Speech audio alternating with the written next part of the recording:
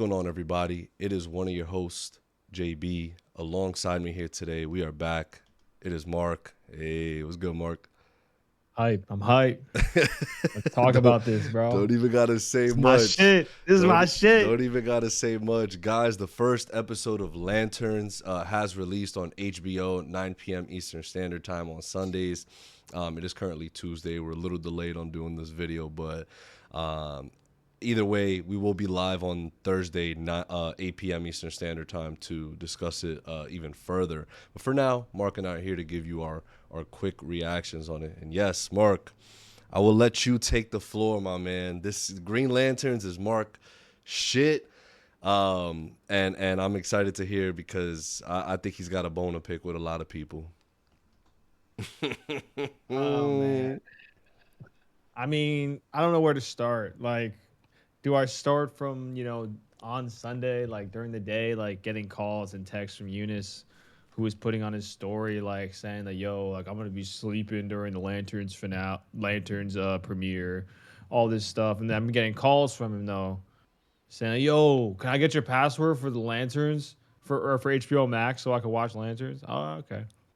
You know, uh, do I start there? Do I start from the fact that I've been saying that this has potential to be one of the best shows ever for superheroes live action for the longest? Yeah, yeah, I've been saying that. Have I been telling people that they needed to just be patient and say and be like, we have an insane writers room. It's HBO. It's prime time, 9 p.m. Eastern Standard Time. Should we just relax and actually watch the show before delivering judgment? I have been saying all those things too, and I know it's just one episode, but my God, that shit was fucking amazing, amazing. Uh, Whether you start from the dynamic of Hal and John or the interrogation scene, which DC is the best at interrogation scenes. I don't want to hear it. It's Ooh. not even close. Uh, then you have, obviously the excuse me, the writing, the dialogue, everything was just perfect. There was no part of the episode that I was like, eh, or like, okay, like we'll see what happened. I was fully like invested the entire way through. Can't wait to see what they do with the Manhunters. Can't wait to see what they do with these characters. Um, and of course, in true HBO fashion, they usually take a pretty big swing in that first episode to really hook the audience, and they're one of the best, if not the best, at it. And they have Hal Jordan, if that was Hal Jordan, dead, getting killed. So we'll see. I'm so excited. I'm so happy that this is being as well received as it is. I think as a Green Lantern fan, like die hard, been here for a minute. Like one of my favorite, like top three heroes for me, or top five. Um, I'm just so ecstatic, and I cannot wait to see where they take this season and to see John Stewart and Man of Tomorrow. I am just so happy. I've been dying to talk about this. Yo, Dying. yo, is beautifully said, Mark, and I'm very happy that you've been able to get this moment in time for yourself. I also realize is green your favorite color? Like you're a Boston Celtics fan. Green Lanterns is your shit. I'm just gonna say green is your go-to color. It's up there. It's up there. It I'm not gonna lie to you. it brings you a lot of joy. It brings you a lot It of does. a lot of things in your life. But man, I'm gonna have to agree with you on this. What an episode! Like what a pilot episode. All pun intended. I love how they did that. So meta of them. The Yep. title of this first episode being pilot, and obviously we're dealing with Hal Jordan here, who's a former pilot himself. So very meta on that aspect. And yeah, dude, I think, the pacing of this episode, it's an hour long and it flew by. Like I had to pause it at one point to grab something, and I saw there was only like 20 minutes left. I'm like, no, like, what do you mean I there's only 20 know. minutes I left? know. And then knowing that they have like the credits and showing stuff after, I'm like, realistically, that's like 14 to 15 minutes. Um, but yeah, man, I think, and were you able to listen to the podcast afterwards? Yep. Of Yeah. course. Okay, cool. Yep. So hosted by Straw Hat Straw Hat Goofy. Goofy. Yep. So he had all three of the showrunners on there, right? It was Yep. Chris Mundy, Damon Lindelof, Tom King. Tom King. Yep. But yeah, so right, Mundy on Ozark, Lindelof, The Leftovers, and one of our personal favorites, Watchmen. So right, That is I my think. favorite, by the way. Well, I'm That is sorry. my favorite live. That is my favorite live action superhero show ever. Yeah, Is Watchmen. yeah. Just my take. Yeah, and dude, again, there's been. This is now the third show, and obviously only got episode 1, so we still have 7 to 8 episodes to see how everything caps off. But we've had Watchmen on HBO once again by Damon Lindelof himself, banger. We've had, and again, this is HBO prime time, y'all. This is 9 Yep. p.m. This is Game of Thrones slot, Sopranos slot. Um, Penguin. To my next one, Penguin was slotted there. Another HBO primetime times DC collab, banger. And now here we are on the third one, and it's more inclined to lean towards banger than it is anything else. And we've been speaking about it for a few weeks now, on the podcast, where regarding DC, it's like, what should they focus on? How should they focus in, right? And I think a conclusion we came to is like, yo, do 1 to 2 shows a year, right? And maybe if you are doing 1 to 2 shows a year, have it be to the potential of a HBO primetime slot, where everyone Yeah. sits in that room and they're like, yeah, like this has to be put on there. One, it's gonna generate hype, right? Because look at the week that Marvel Studios, or the couple weeks that Marvel Studios has been having. And again, I'm not sitting here to compare. I'm sitting here to just make a broad statement, right? Where they had Brand New Day come out, absolute banger, just crossed 2 billion. They had X-Men 97 wrapped up, which for the most part, overall, it's been more on the positive side than it has been on the negative side. They just announced their X-Men cast at D23. So and Doomsday, they dropped the trailer and it's tracking to earn 1.5 billion in its opening weekend at the box office. So Marvel is having a wonderful time, right? And there's been a lot of, right? There's been shakeup at DC, so everyone's like, question mark, question mark, question mark. And the fact that the first episode drops of Lanterns, and again, I'm not saying people are forgetting of Marvel, but it's like DC has been able to put their foot in the door and be like, whoa, like we got some We things, here. right? We're still here, We guys. got some things Yeah. y'all could come over and talk about, like, as well.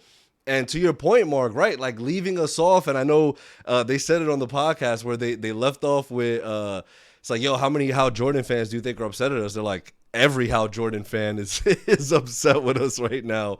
But I think I guess let's start off with that big cliffhanger that they sort of left us with, right? Because majority of this story is taking place in 2016, right? So we get that 10-year time jump, and we see how on the bleachers apparently shot in the head or whatever it may be. Mark, do you think that's the actual real Hal Jordan? No. No, I don't. For a few reasons. One being, I know there was confusion, I feel like, about the ring and why did it go to Hal? That is not Guy Gardner does not have Hal's ring, because Didn't they say on the podcast though that was Hal's it was ring? like a weird like, in my opinion, this is what I think is happening. I don't think he's dead. Agreed. I think that's a manhunter or some kind of alien that's taking the form of him.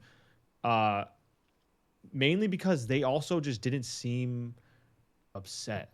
Right. Like they were just like, what's going on? Like Yes. And it, Mark, it just it didn't give that feel unless, and the only thing that if it actually is him and for that reaction is maybe something happens in 2016 where Hal does go like to become, I don't know, like some like parallax or some shit like that, and then and somehow in 2026 looks like it's just a lot of ifs. It's like, and I just don't believe that that's him. I really don't, because the ring would have went to, because it's 2026 in that timeline. It's 2025. Guy already had a ring, yes. or And 2020, yes. 2024. 5. When is 25? Yeah, Yeah. 2025. He already had the ring. So unless Hal's been dead for a year and someone just propped his body right there, I just don't believe it. That it just doesn't Yeah. make sense And to me. it also we see a Guy Gardner that's already a bit experienced. So Yes. meaning he's had the ring for quite some time. Like it wasn't like, and again, right, he gets it somewhere in between 2016 and 2025. Because right, they've made one thing, Mark, they did make a point of emphasis in this episode that there are 20 plus alien species that can distinguish themselves Yes. as human beings to a T, where x-rays, exams, none of that blood work will say otherwise. So they made that a point of emphasis in this when he was interrogating the alien. And two, right, I think they've made it a point of emphasis like, oh, only one can wear the ring in this sector, right, protecting Earth. So right, to your point, I don't think, since this is taking place in 2016, because a lot of people are like, why does Guy Gardner have one then? It's like, well, he hasn't gotten it yet. Like, this is taking place in 2016, so it must mean he hasn't gotten it yet. And I also think that's probably inaccurate, to be honest. Like, again, we still have several episodes to see what the explanations for all these things that they have presented to us.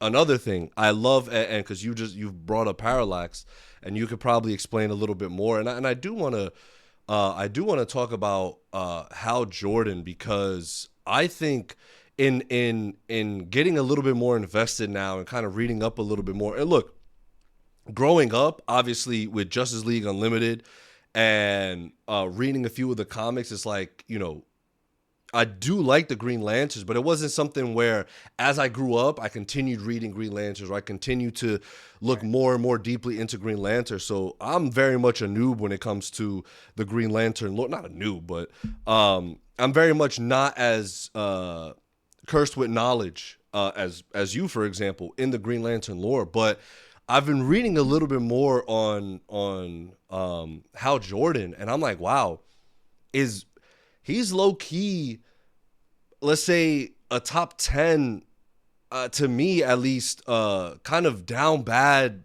like heroes in a sense. And I say Yeah. that because like there's there was large periods of time within the comic book universe itself where he just wasn't like involved, and it's because he got coerced by Parallax, whether it was an actual parasite or whether it was him himself in his own head after the destruction of his city, and kind of becoming evil, right? His will Yep. changed, and I'm like, damn, that's kind of depressing, dude. Like that's a little like sad. And obviously, they retcon shit all the time, but some of the stuff that you read, especially on the Parallax stuff, is like, damn, like you really feel for him. Like I really do feel for him. So that's why I'm even more excited to kind of see where they take us on this journey here. Yeah, I think it's something that I also thought about was in terms of the Guy Gardner stuff, and it is there is one really somewhat plausible, easy explanation. Um, is that Hal just gets kicked out of the Green Lantern Corps? Mm. He gets kicked out of the Green Lantern Corps, and then he ends up dying some other way by whatever, getting shot in the head. Um, and then that ring, when he gets expelled, goes to Guy Gardner. It's plausible that could happen, sure. Um,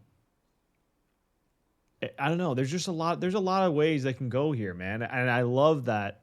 We're not like all sitting there like. And again, no disrespect to like Bernie Day or anything like that, but it was like we all knew who Sadie Sink was playing. We all knew who. Like it was like there's not really any aspect of this story where you're like, all right, I know this is going to happen, other than like Jon Stewart eventually getting a ring, maybe. Yes. But like it's 2026 and he doesn't have one yet. It looks like. So Yeah, and he is in Man of what's going on? Tomorrow. And he is in He Man of is a Man of Tomorrow. Tomorrow. So like, yeah, so it'll be interesting. And still connecting a little bit of the dots on Parallax, right? Because I do like the scene where his 2016, like his backup, in the ring, you know, is speaking Yes. with John, and you do see 2000 from 2006. Excuse me, you're yes, because that Like the he same- would yes, that Hal was from 2006. right. I mean, So it's like a 10-year difference, and obviously a lot must have happened and probably did happen, especially with Sinestro, Yeah. to have Hal be the way that he is in 2016. But a few, you know, maybe inklings and sprinkles of Parallax where, right, he's not really mentioning the Guardians by there, and to your point about perhaps him losing the ring, right? Maybe some shit went down, and he just doesn't have faith in all that anymore, especially with dependent on what happens with Sinestro. But he's calling them the blue guys, right, or the blue people. I Yeah. forgot the exact thing, the exact terminology he was using, but he's not calling them the Guardians.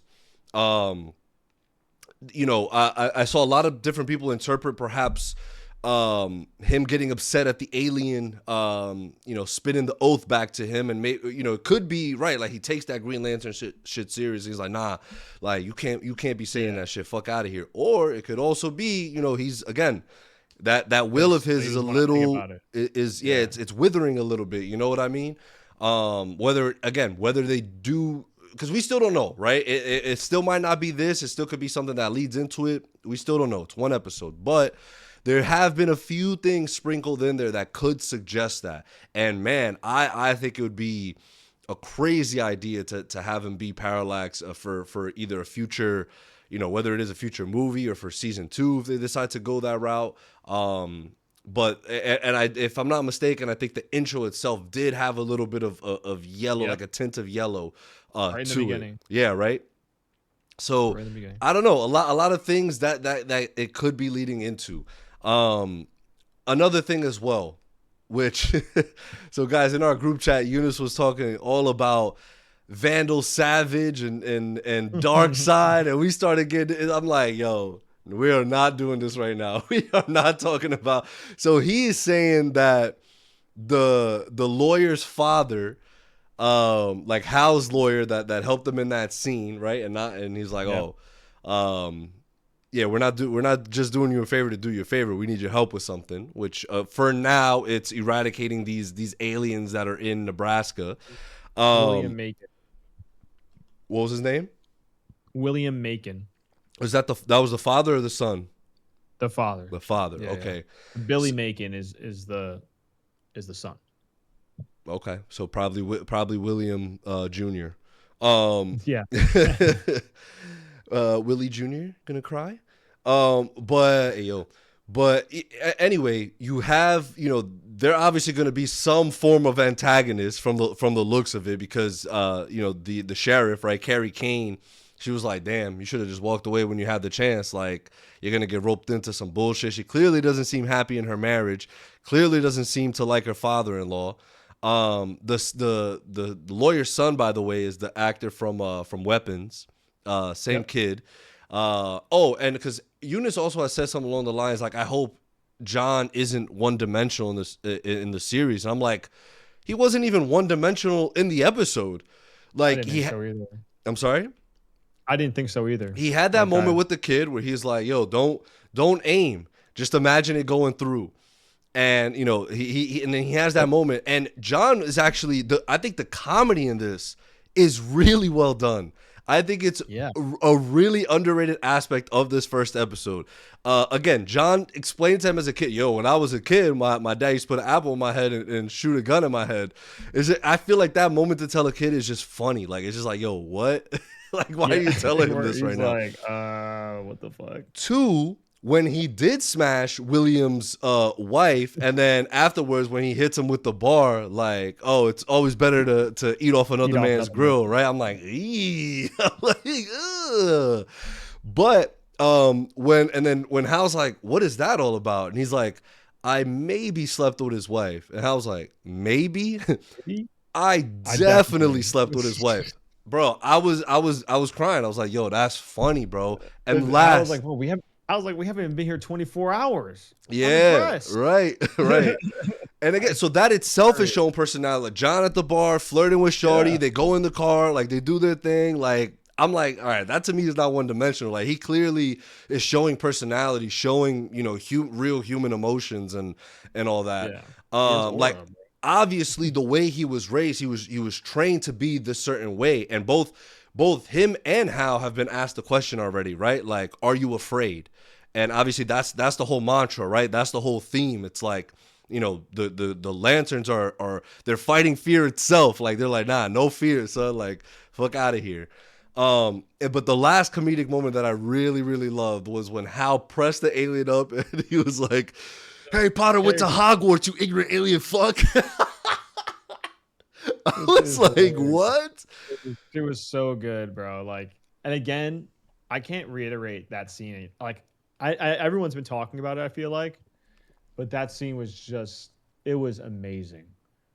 The dialogue was amazing. The actor, I looked it up, Chris Coy, smoked it. Like he took that little bit of screen Yep, time and for said, sure. "I'm gonna fucking cook," He's like, and you hypothetically cook. speaking, if I was an alien, and then gives him the fucking breakdown. I was like, yo. And then he was like, "Yo, having rebuttals to him." He's like, "Yeah, like if you blow up, I'm just gonna bubble up and contain all that sunshine and walk away." Like, and he's like, "Yeah, but you've been here 48 hours. How much power do you have left in that ring?" Like, like Yeah. bluffing with him, like Yeah. trying to get him to be like, "Oh fuck," Like, yo, did you and he bring did almost you bring did. the lantern? He's like, did you Yeah, bring the lantern? Like, and he almost did. He was like, you saw him kind of almost hesitating. He's like, I got plenty of power. It's fine. Like, like, and he's like, for a second there, Hal was like, wait, how much did I use? Like, because, and again, that was, I love that scene, man. So, so great. Um, and the way that like the Obama thing too, that was also hilarious. yes, it He's was. like, you're That you're a rural Nebraskan, and that's the depth of your opinion on Barack Hussein Obama. Like, I was like, Yeah. bro, yes, like this dude is Yeah, right, cooking, bro. It's bro. like, bro, Again, the way he interrogated him, the way he yep, was able to get it out of him that he is an alien was just so well done. It was so well done. Like he's asking him all these personal questions, right? Like, I'm just a guy that like knows football. He's like, bro, you don't know where Harry Potter went to like school? He's like, that's the deal with y'all. Y'all take the little bits and pieces of a human, but you don't have any real connections to anything else. right. Like, and that's how I can just see through your bullshit. And I was like, damn, like, it's cool because by that time he's been operating as Green Lantern, and this is what I thought was really really cool, right? The opening, and now I've been able to see the opening 5 minutes that everyone was able to see a few days prior to Sunday. Um, and right, I think what Lindelof was able to do so well with Watchmen. It's like, how can we make um how can we make a comic book show and things that we see on comic book panels feel still feel real and not goofy, right? I don't even like using that term, but it's like certain No, no, I know things what you're saying. Yeah, certain things may not come off as again, and this goes for anything, this goes for any written literature. When it's put on the screen, right, certain things may not translate as well. But again, I think Lindelof had what he's done with Watchmen, and now kind of, I know he's not doing yeah. it alone here, but that opening scene where he's talking to the reporter, and she's asking him questions, and it seems that he was the face of superheroes prior to Superman kind of introing himself in this universe, right? Like he was the Definitely. first big one to, and again, you kind of see it throughout the episode where everywhere he goes, people are taking photos, getting autographs, like, yo, it's Green Lantern, holy shit. Even at the bar, right? Like some people don't give a fuck, right? They're like, yo, you playing this fucking song again? We don't care that you're a superhero, bro. Like we will fuck you up right now. Like you getting us tight playing this music. So again, something that you love to say so much, it already feels so lived in. He as Hal. He, as a Green Lantern, already feels so lived in. Him flying off. By the way, in the trailer, what once looked kind of corny and people were making fun of, I thought actually was such a seamless You like don't flight. say. Again, this is the shit I've been saying. Like, and again, also notice this too. Probably like 50% of the shit we saw in the trailers, we've already seen in the first episode. Yes. They And haven't so shown us shit. They and haven't shown that's us how you shit. know this shit is going to be a banger. 50% of what they showed us is it already, like, we already saw it in the first episode. And I didn't even watch. Not common. I didn't even watch the teaser, the trailer for episode 2. I didn't watch what's to come. I'm like, nah, I'm good. I will be here. I watched it because I'm a hoe, but like, because I'm a hoe. Bro, I cannot wait. Every episode, like, I was seated for House of the Dragon, but like, if I was like, oh, like I'm like a couple episodes behind, I'm like 2 episodes behind, I missed it. Okay, whatever. I'm not missing a single episode of this show. I'm not. I refuse to miss. I refuse. Yeah, bro. Like 9 p.m. I will be there, man. And I'll say this too, Aaron Pierre, like, people, I guess some people don't like his performance. I guess based off what Eunice was saying, or maybe not his performance, but like his writing or whatever. I think he's smoking it right now. I think this is what I would have imagined this dynamic to be. Usually it's the other way around, right? It's like Jon Stewart's kind of been around and then Hal Jordan comes up.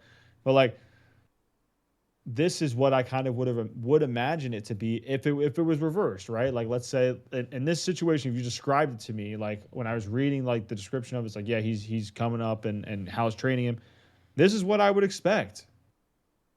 You know, I would expect him, Jon Stewart, to be, you know, definitely like have attitude, but still be like, yes, sir. You know, like, how come every time you say sir, it sounds like fuck you, you know? And it's like, you know, it's that dynamic is exactly what I expected. And I just feel like Aaron Pierre is going to, by the end of the season 2, I'm sure we're going to be like, yeah. Yeah. If you're not already, I'm already like, yeah, this is going to be probably one. I think Chewy had said in the Discord, probably this might be the generational comic book character casting. Yeah, bro. He just looks the part. He's got the swag. He's got the militant, you know. Bro, he's got the aura, man. He's just got the aura.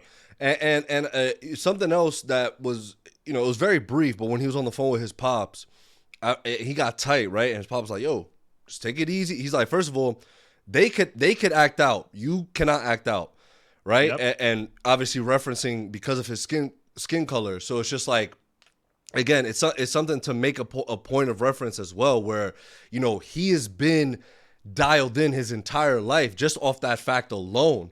So it's like, you know, and he's gotten this far already to the point where, right, he's, you know, training to be a Lantern, which I think is a cool concept as well, right? Because Hal is clearly against it, right? Hal is clearly, and again, maybe shows his tension with, you know, the Green Lantern Corps and the Guardians as well. It's like, bro, they already got somebody like I got to train under me to replace me. And again, constantly testing John throughout this entire, like, again, the first thing he does is he's like, all right, I'm gonna leave you the ring, figure it out. I'm out. I will see you at the taco stand about 3 miles out.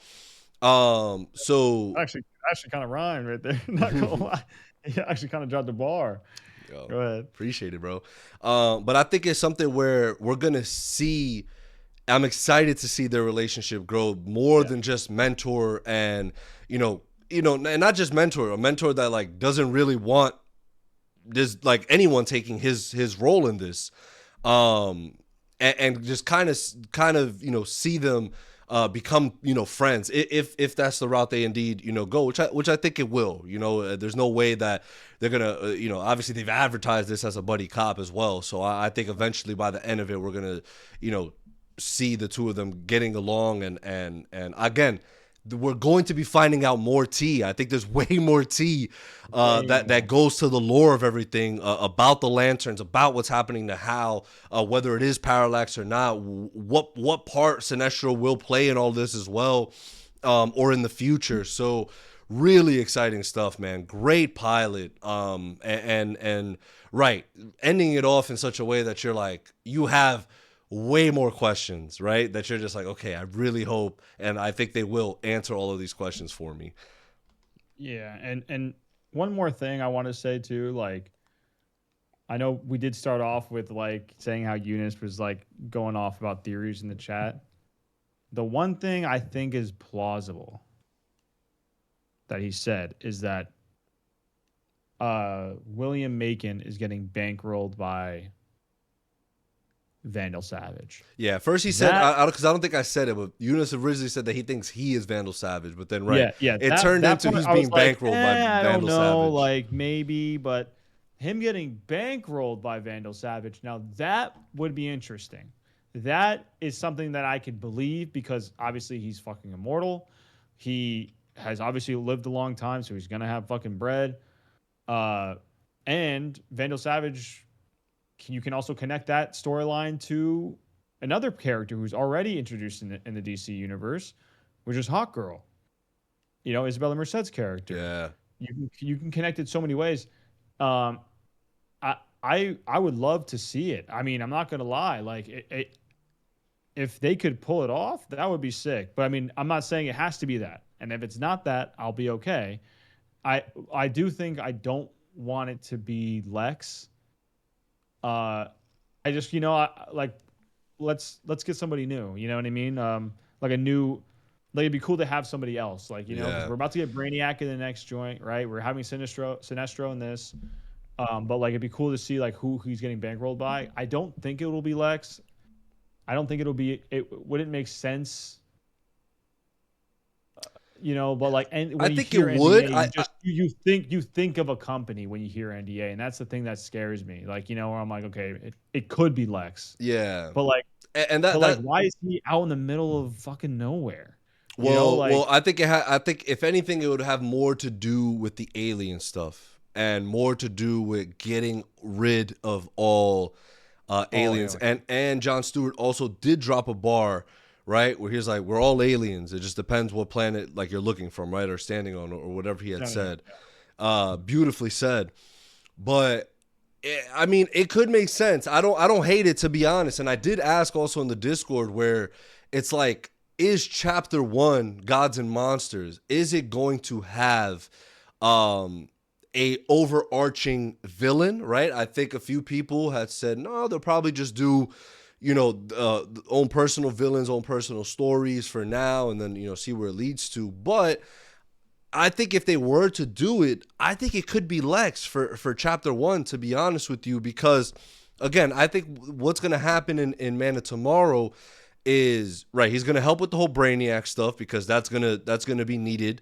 Yeah. But and I do think he's going to have like that quote unquote hero arc, right? And then everyone's going to look fondly at him again and he gets out of prison, but his hidden agenda is still, nah, we still need to get Superman and the rest of y'all, because again, that's what Superman was about, right? Like the metahumans. So it was just like, yeah, we got to get all these metahumans and aliens, and whoever doesn't belong here, get them the fuck out. So right, it could be that his company is involved in that because of what happened in Nebraska. Maybe he knows that Abensor was there. When he had died and the lantern ring went to him, right? We don't know what Lex does or doesn't know.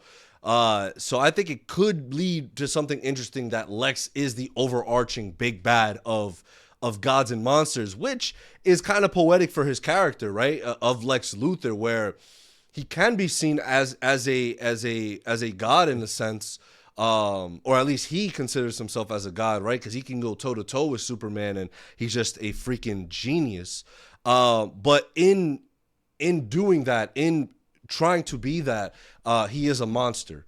So I don't know. I think it works. I think it works really well. I mean, I'm not saying it's like it would be the worst thing in the world, but like I'm just saying it would be nice to like get another person, like another kind of like Yeah. person that's No, for level sure. in a sense. Like, and I think him and Vandals could like that would be a crazy duo. Like him and Vandal Savage would be tough. Yeah. But like anyway, but one more thing I wanted to say to, I know I said that before, but another thing, the way that the rings are transferring, even like So like when Hal got his ring from Abensur, he heard a voice. He was floating in a green orb. And they asked like, "Are you afraid?" He said, "No." Whatever, right? Mm-hmm. And it was when Abensur was dying. But like now, Hal's getting trained like by him. It's just weird. You don't even know, like, how do you know the ring would choose him? Like, I'm thinking of like, how did the Guardians find this dude to Right. be like, yo, you gotta take over for Hal? I can't wait to That's a learn good question. all about that. Like, why John? Like, and how John?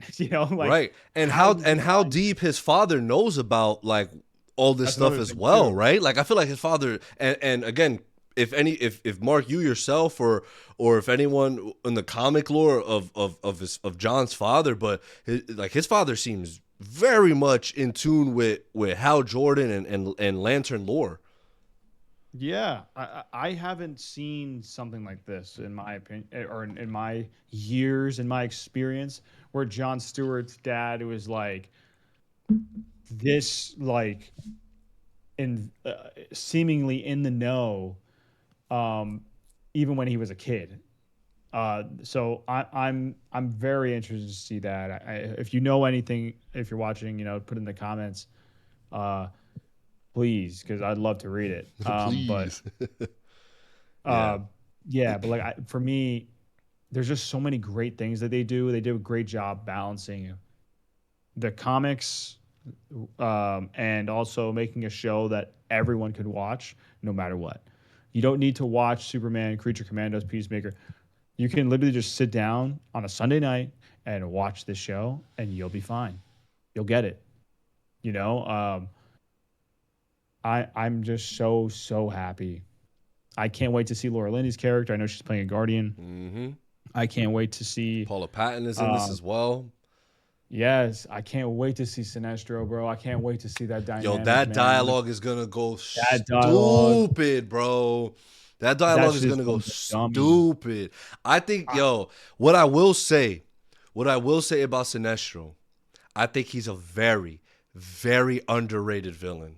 I think, super.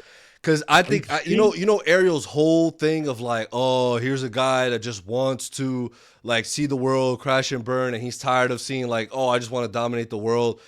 There's so many layers to Sinestro, bro, and I'm just like, Woo. I think he's a very underrated villain. Yeah, absolutely. I mean, like there's a reason why he's literally able to start the Yellow Lanterns. Like he literally founded it. Like created it, has a massive following, and these motherfuckers would die for him. Like this dude is not just bullshit. like like he has his own way. Obviously, we don't agree with what his creed is, but Hmm. it's a creed. Like you can't take that away from him. He's not like, yo, I just want to take over everything. Ha ha ha. Like it's not about that, bro. There's like you said, so many layers. I really hope we get to experience some, and I hope we get to see him in the yellow. Oh my god, man, that would be so amazing. But I mean, I'm probably asking for too much, like to see like Hal versus Sinestro, like that would be too much. Like in a Yeah. probably it probably would Oh, have taken place in like '06 or something like that. so Right before. I did want to ask, and again, I think we established it in the beginning of the podcast, but um, where we don't necessarily think Hal is gone, right? Do you think there is a possibility where, because regardless, and something I do want, I love that Kyle Chandler himself is getting so much praise, right? And I think I'll be one that say like, damn, like, okay, they cast a older Hal Jordan, but at the same time, I'm like, especially if they're going a Justice League Unlimited route, where again, John was the main lantern, like he was the lantern in that. It was, to me, it wasn't really a huge factor, but one thing that was a factor was, will we be able to see Hal in his prime? So do you think that's something along the lines where there's still a possibility, and maybe even if it isn't Kyle Chandler himself, that because again, if by 2026 he still basically has the ring, that's a 40-year, right? We don't know, but I'm saying like but again, John did check his finger, so Yeah. but that would be a 40-year time period where he is the Green Lantern of Earth, so or of the sector. So do you think there is a possibility that we get to see prime younger Hal storylines in the DCU?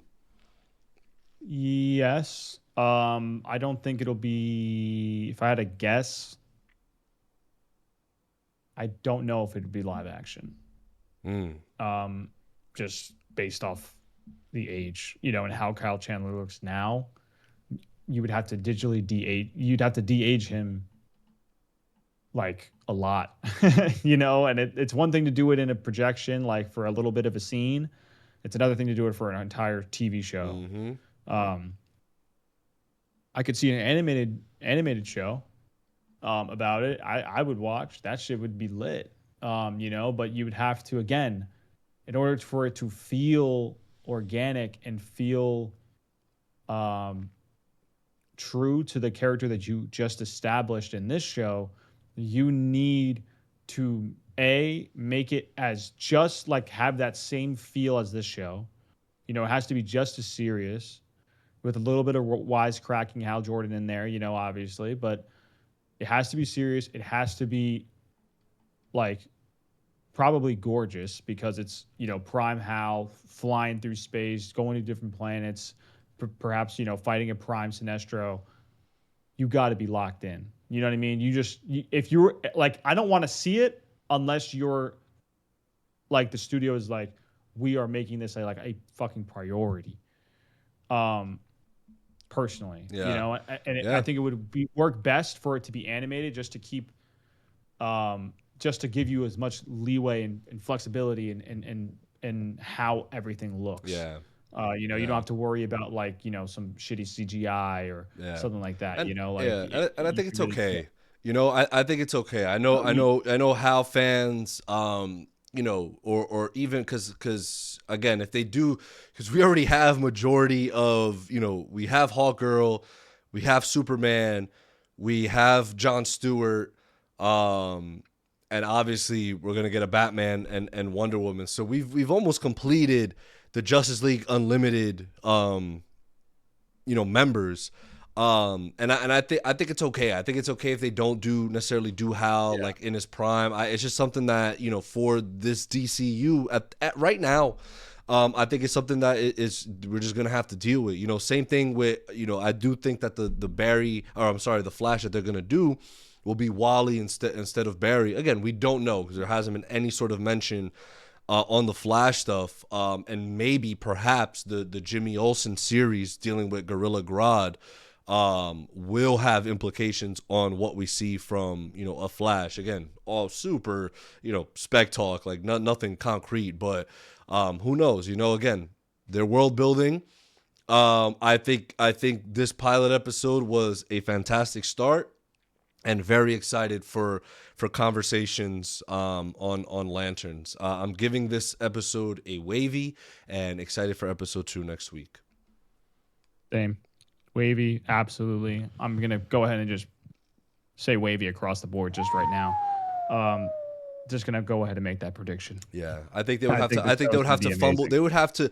It would have had to been some form of studio interference for them to fumble completely. And it's funny because on the podcast they had said like, "Yo, we got to run this up the chain of command of killing him in the first episode and see how it plays out." But it's like, yeah, sure. So again, that may be right to your point. That's maybe an inclination of like. And they said it as well, where it's like dealing with this canon and dealing with these kinds of stories. It's like somebody can never really truly be gone, But again, I think they did it in a way where the stakes are still high, and you're asking a lot of questions, and I still think there's way more plot twists, obviously, that are about to happen. But guys, we're doing a full breakdown of episode 1 on Thursday, 8 p.m. Eastern Standard Time. So make sure to come through and chill for that. We love y'all. We appreciate y'all. Leave a like, leave a comment, subscribe, and we'll see y'all then. Peace. Peace.